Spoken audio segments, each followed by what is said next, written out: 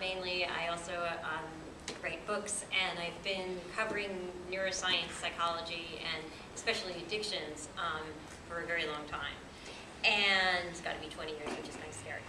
So the thing that I'd like to talk about a little bit here is the concept of disease mongering and the idea of medicalization, which is a big issue in medical blogging. Because on the one hand, you have people who, and large companies, who want to sell you a disease. And on the other hand, you have people who genuinely have that disease. One of the classic examples here is restless leg syndrome. Everybody completely makes fun of this. Everybody thinks that it's a fake illness and that it's made up by pharma so that they can sell these drugs. But if you talk to the people who really suffer from it, you get a completely different picture.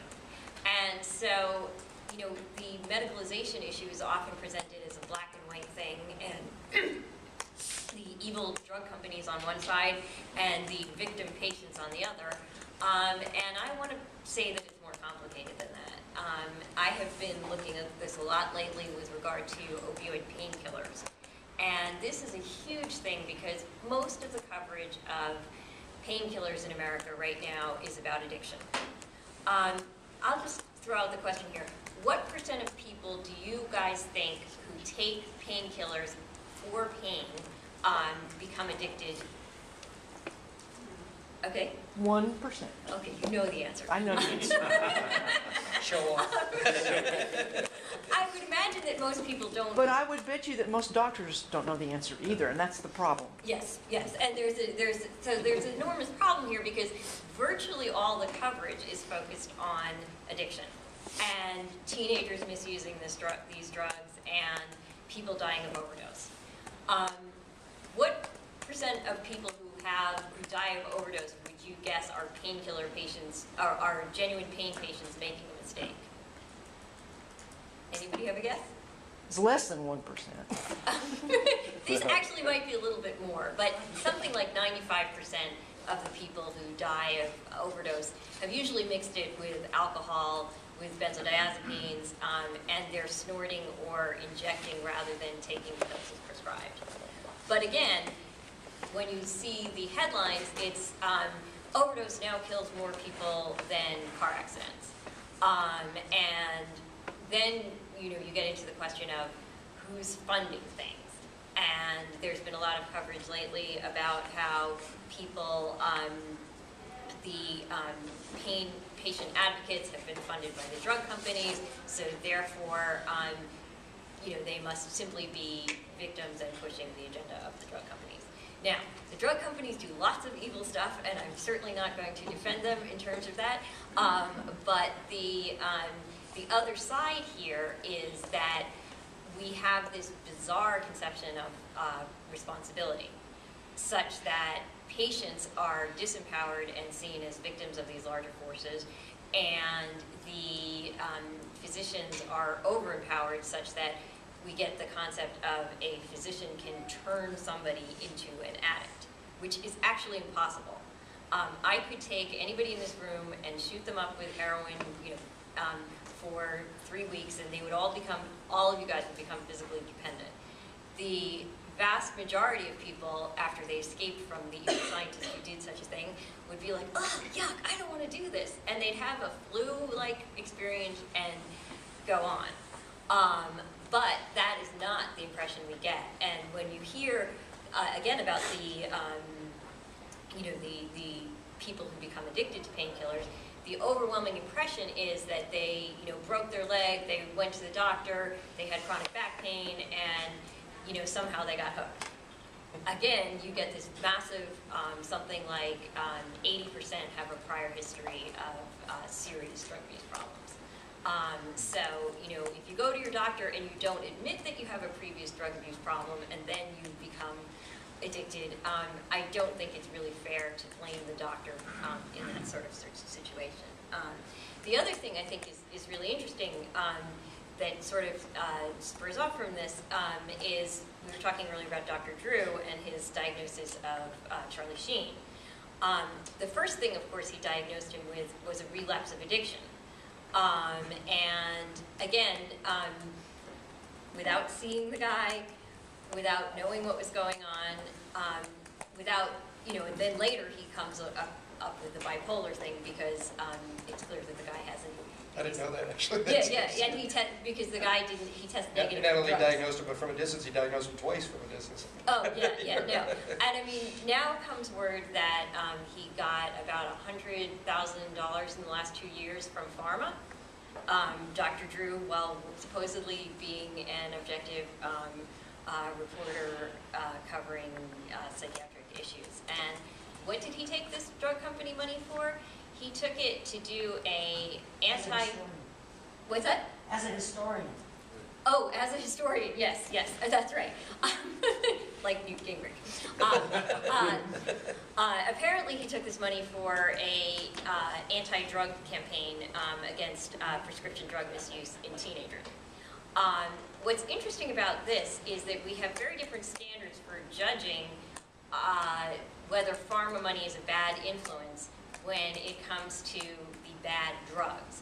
Because the Partnership for a Drug-Free America, which was seen as this objective organization that was, out there fighting the good fight, virtually all its funding for the first few years came from pharma. And virtually in its first 10 years in existence, the organization never attacked alcohol or tobacco.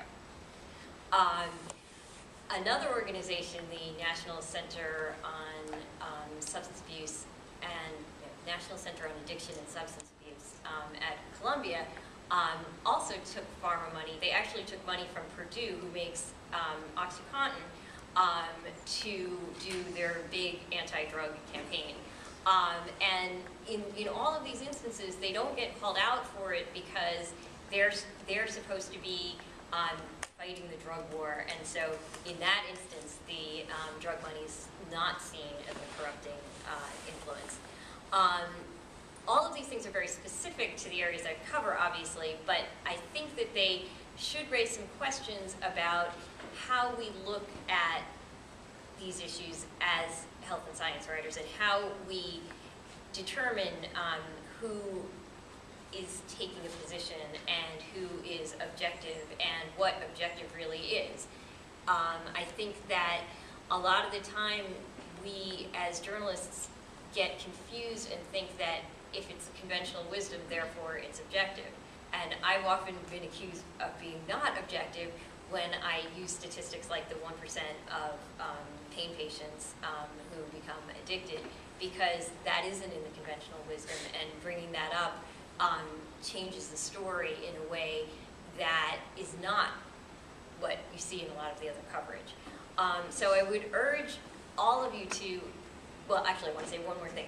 The other thing that I think is a frequent challenge as a medical blogger is to put things in context. I have to write every day, which is insane.